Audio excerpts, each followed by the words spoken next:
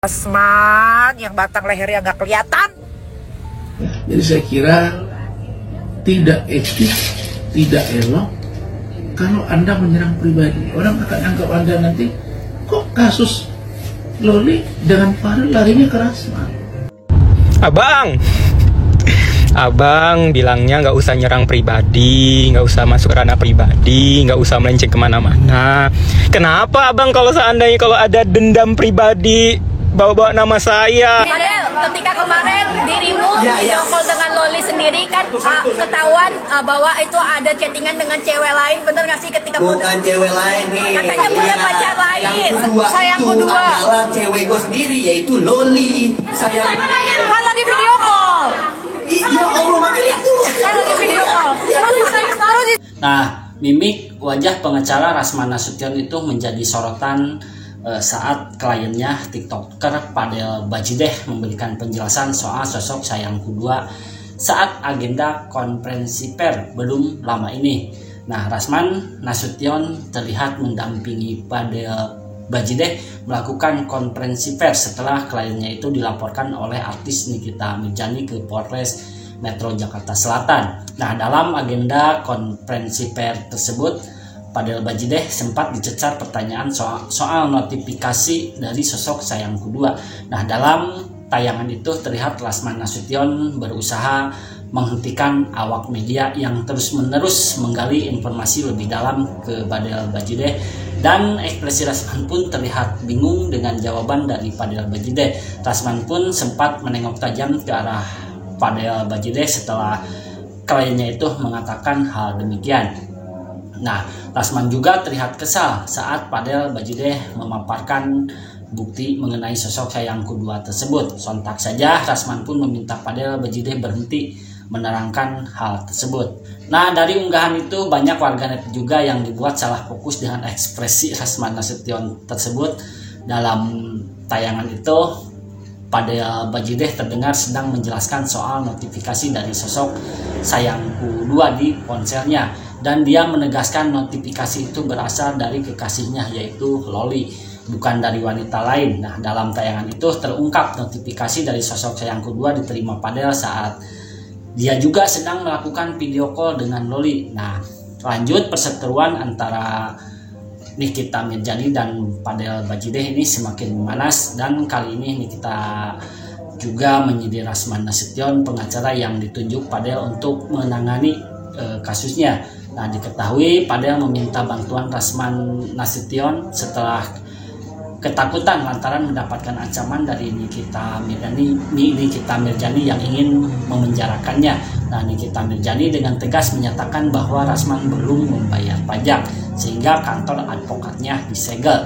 Namun Nikita juga heran mengapa Rasman tiba-tiba bersedia menjadi pengacara Fadel Bajideh, dan selain itu juga Nikita Mirzani juga mengingatkan Rasman agar segera memenuhi kewajibannya terkait pembayaran pajak. Dan selanjutnya juga Nikita mempertanyakan apakah Fadel mampu membayar jasa Rasman menurut Nikita Mirzani. Nah, Rasman mungkin bersedia menjadi kuasa hukum pacar putrinya itu karena kasus Loli sudah viral. Nah, seperti apa videonya? Yuk kita simak. Let's go.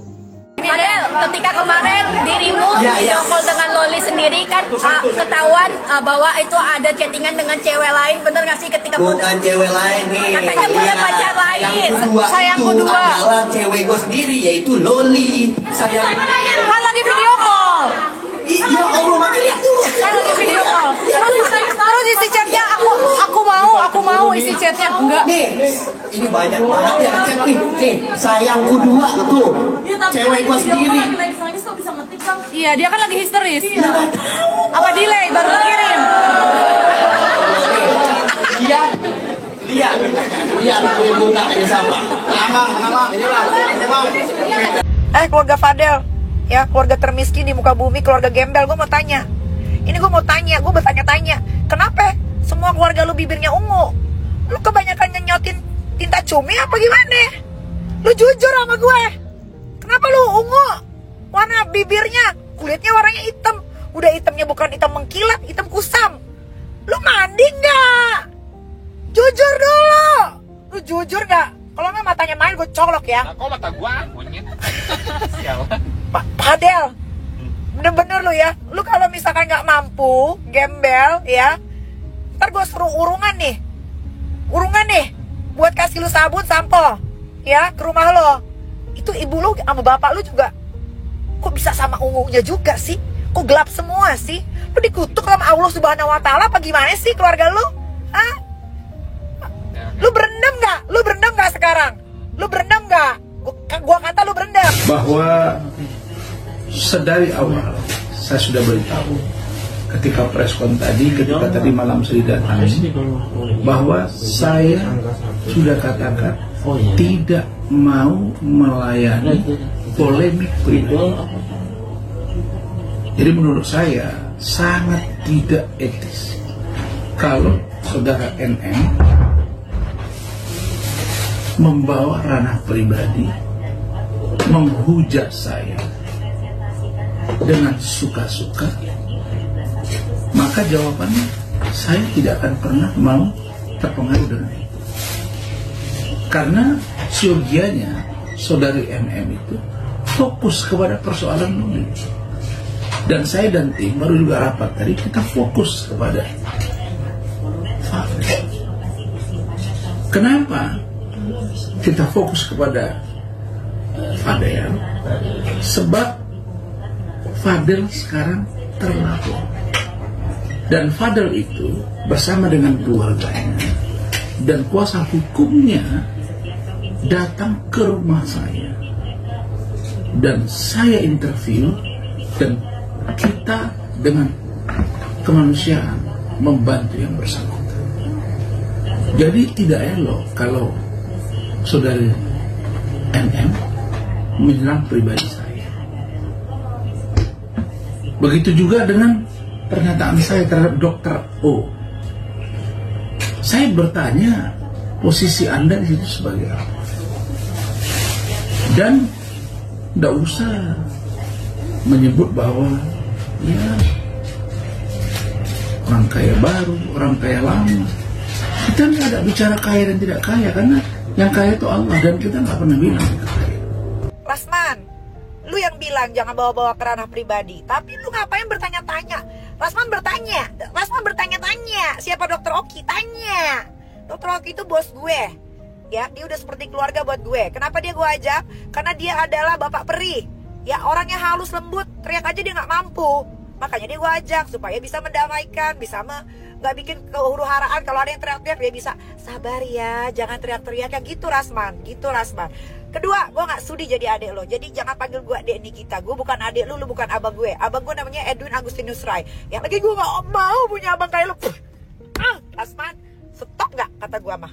Stop kalian, stop. Abang bilangnya nggak usah nyerang pribadi, nggak usah masuk ranah pribadi, nggak usah melenceng kemana-mana. Kenapa abang kalau seandainya kalau ada dendam pribadi bawa-bawa nama saya? Abang masa lupa sih dengan saya? Bang, saya nanya lu berapa duit dari transferan dari saya, berapa miliar yang sudah masuk ke rekening? Ingat berapa bang? Dana cuma-cuma kayak gini ya bang, dana saya yang memberi dengan cuma-cuma dengan lillahi ta'ala wallahi, saya pengen memberikan abang sebuah bukan saya mau beri langsung sih, abang sih yang minta dana untuk ini, lagi sakit, cek kesehatan keluarga, terus apalagi ya, ingat dulu, oh ya, abang lagi kena COVID, saya lo yang biayain, saya lo yang kirimin oksigen gede-gede, bang saya juga yang kirimin obat buat abang, hampir mau mati lo waktu itu, tanpa saya ada minta-minta ke abang lo, lalu abang buat acara di kampung kan sering banget tuh, hampir berapa bulan sekali buat acara di kampung, duit siapa?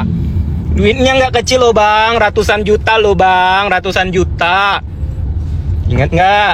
Lalu bang, rumah abang di Jagakarsa, siapa yang ngisi rumah abang itu? Barang-barang di sana, saya transfer 100 juta loh bang. Total uang yang saya kasih dengan cuma-cuma itu berapa bang? Abang kok lupa-lupa inget? Sudah kenal nggak? Sudah kenal kan? Udah. Kok tiba-tiba sekarang abangnya melemah, diladenin? kok tiba-tiba sok-sok ini lemah lembut, diladenin nih bang. Abang tahu selama ini saya orangnya tipenya diem, disakiti orang diem, dijahatin orang diem. Enggak buat abang, enggak ada. Nggak ada. Pokoknya saya harus bela kebenaran. Kalau abang buat cerita, abang ngomong AIWO, saya kasih tahu isi semuanya. Mau saya kasih tahu juga tentang udah ya bang, saya kasih tahu. Sudah, diem, fokus. Kan abang bilang fokus. Tapi kalau abang nyebut saya, nggak sampai selesai saya hajar, saya kuliti. Ya, ingat tuh bang. Saya akan berhenti kalau Nikita nyuruh saya berhenti. Kalau dia suruh terus kulitin abang, saya kulitin.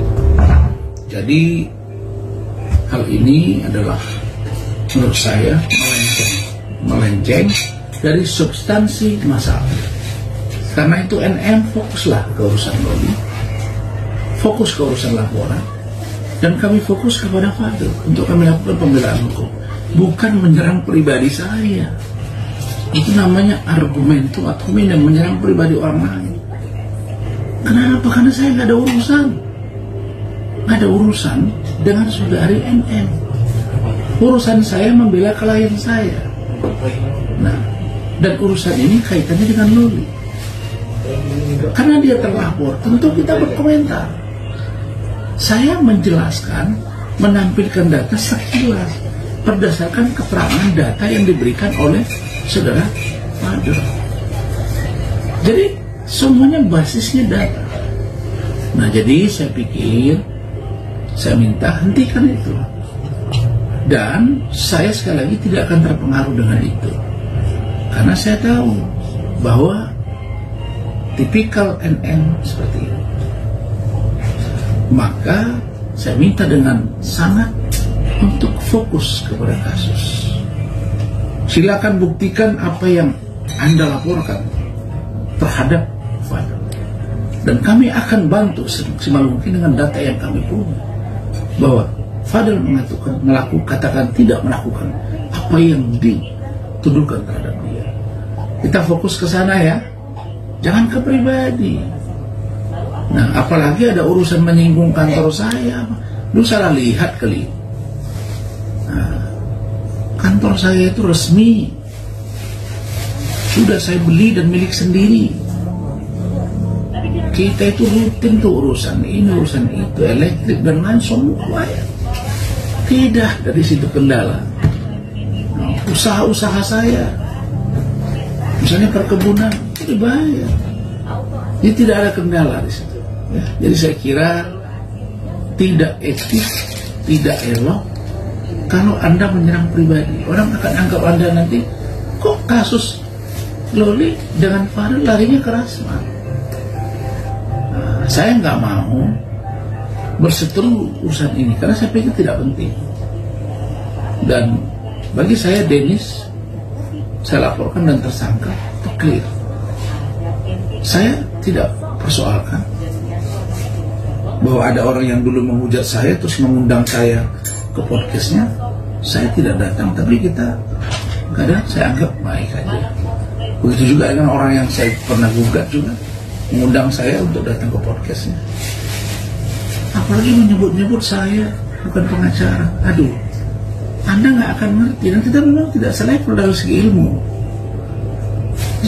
Sudah tahu kan Anda sudah SP3. Ada bapak-bapak perpajakan di Indonesia. Rasman kantor advokatnya belum bayar pajak. Itu ada terpampang nyata, dia disegel belum bayar pajak. Rasman sebagai warga Indonesia yang baik, walaupun ya kita berbeda. Gua ada lehernya, lu gak ada ya. Tapi kita sama-sama manusia berdiri di kaki muka bumi Indonesia Raya. Bayar pajak gak lu Rasman? Lu bayar pajak gak? Lu dibayar gak itu? Sama si keluarga Fadel. Ya, jangan bilang cuma ucapan terima kasih gara-gara berita ini sudah menjadi berita nasional. Kalau emang dibayar, tunjukin dia bayar lu. Ya, gua tahu pasti lu ini ucapan terima kasih, goodbye doang nih. Rasman jangan kebiasaan Rasman. Ya, jangan bikin malu lawyer. Walaupun udah bukan lawyer lagi, bukan avocado lagi, jangan bikin malu. Stop gak kata gua Rasman? Gua bantingkan pun. Rasman. Walaupun kodam lu turtle, kura-kura ninja, gak takut. Gue gak takut ya. Untuk lawan lu gue gak harus sekolah hukum. Tidak perlu ya. Gue kasih tahu ya sama lu nih. Kenapa sih lu tuh selalu dapat klien tuh yang gak pernah bener? Hah? Klien lu tuh rata-rata wassalamualaikum warahmatullahi wabarakatuh melulu. Kenapa sih lu ditakdirkan kayak begitu ya? Terus sekolah advokat gimana sih? Hah? Itu barusan gue baca tuh, Rasman sudah bukan advokat lagi karena kartu advokatnya itu ditarik. Gimana ceritanya? Pakai segala bilang, ini hasil USG-nya Laura di tanggal berapa September? Gue lupa, pokoknya bulan ini. Rahimnya gak ada apa-apanya. Ya iya, makanya lagi di permasalahan itu bulan Juni. Rasman yang batang lehernya gak kelihatan. Dan jangan mengkambing hitamkan saya karena saya membela Fadel. Anda boleh benci kepada Fadel, silakan, tapi jangan hujat-hujat saya, karena nggak ada gunanya juga bahwa kita berseteru. Saya sudah katakan, yang kami bela adalah hak-hak hukum dari Fadel, bukan pribadi. Dan karena itu, yuk Anda buktikan apa yang Anda sampaikan ke polisi, nanti kami jawab dengan data yang kami punya. Jadi ini bukan rekayasa, dan saya tidak cari-cari klien, mereka yang datang. Dan NM juga di kasus Vina Eki juga dibully sama netizen, sama dengan saya. Jadi bagi saya itu biasa. Jadi saya pikir saya tidak akan terpancing, dan saya harap juga saudara NM fokus ke kasus itu, karena ini tidak akan mengganggu saya dalam beraktivitas. Hidup saya ini semuanya legal, tidak ada yang ilegal. Demikian, terima kasih, dan saya bernaung di Rasuna Office Park, dan kita koordinasi dengan manajemen.